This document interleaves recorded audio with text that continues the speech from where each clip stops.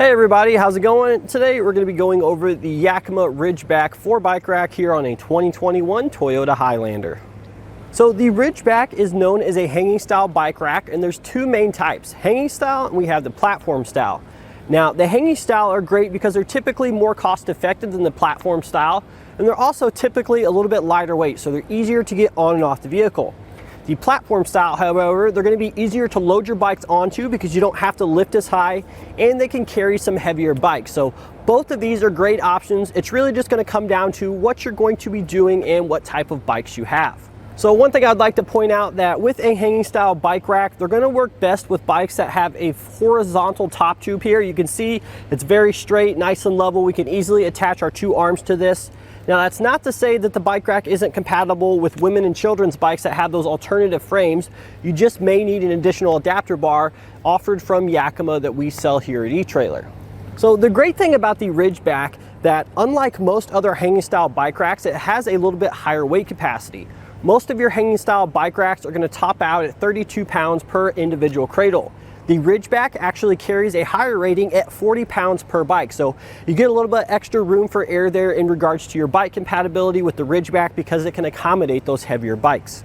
And while we're on the subject of weight, you'll be happy to know that the Ridgeback only weighs 35 pounds. So like we said earlier, it's going to be very easy to get on and off the vehicle by one person. So with our rack here, we're going to get 3 points of contact. We have two on the top tube, and then we have one on the side here, and this one on the side is going to be an anti-sway cradle. And basically what this does is this stops your bikes from swaying back and forth, knocking themselves into one another. If we wanted to take this a step further, we could purchase a cam lock, which is basically, or a cable lock that's going to loop through all of our bikes there, that's going to secure them to the rack, and it's also going to help them sway as one. So not required, but it is something extra you may want to add if you're worried about theft of your bikes. So we're ready to take our bike off. It's very easy to use. So the way Yakima designs these little straps here, they're actually one piece. So we have two little knobs on either side. You just press those down and then you can just pull up and off. And our straps here are one piece. You can see that we have the little locks on either side. And inside we have a nice rubber surface here, which is going to protect your bike's frame there, so you're not scratching it up and it gets a nice and tight hold. So we're going to have 3 of these total, 2 on the top tube, and 1 on the side here. And once we get all those out, all we need to do is lift our bike up and off the rack.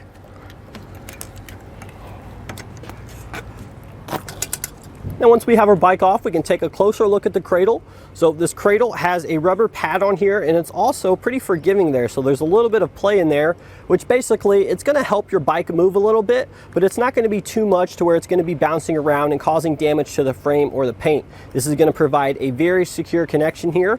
And thankfully, if you have a bike that has any brake lines right on the underside of the frame, there's a little channel in here so they're not scratching on the frame itself.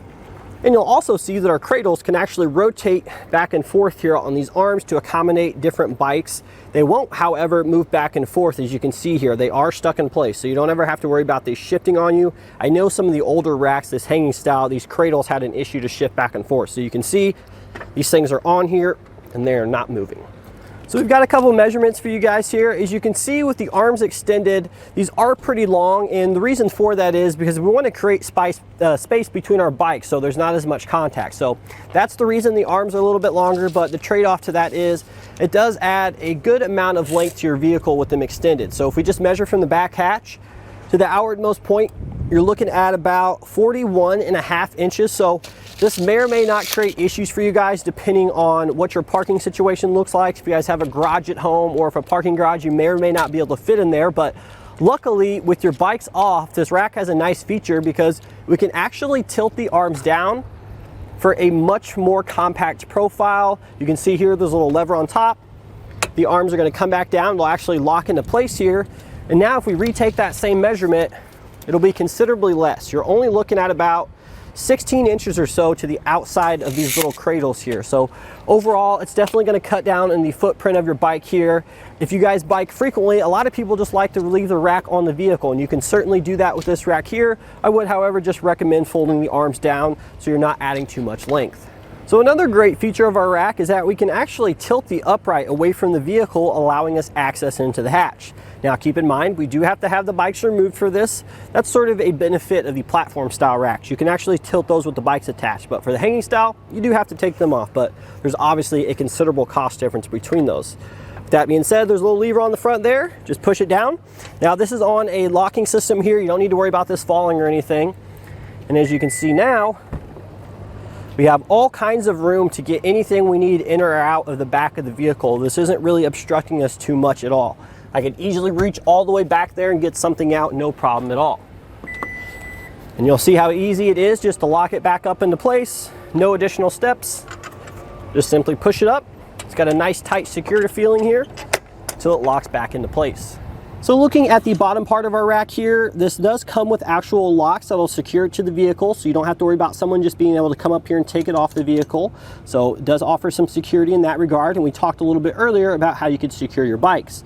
And this is actually what Yakima calls the speed knob. So this rack is very easy to secure to the vehicle because we just have this little knob here that you twist to loosen, and you turn it clockwise to tighten. And this is basically going to expand a wedge inside here, making for a nice and secure connection. You can see there's actually no movement whatsoever inside that receiver tube. We are shaking the vehicle, so you don't have to worry about the rack jumping up and down inside the receiver tube, which means you also don't have to worry about your bikes jumping up and down on the rack.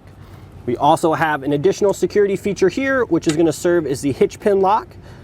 And then I'd also like to point out that no matter what receiver size you have on your Highlander, or if you have another vehicle with a different receiver size, you're going to be able to use this rack because it is compatible with both 2-inch and 1 1/4 inch hitches. So one thing I would like to point out is that your reverse camera is going to be pretty obstructed here by the rack, especially when you have your bikes on there, but there isn't another rack that's going to allow for this. If you want to have a bike rack on the back of your Highlander here, you are going to have some obstructions for your reverse camera, so it's just something to keep in mind, but we can obviously still see out of our back glass and use our side mirror, so not a huge deal, just something to keep in mind. And that's going to do it today for our look at the Yakima Ridgeback 4 bike rack here on our 2021 Toyota Highlander.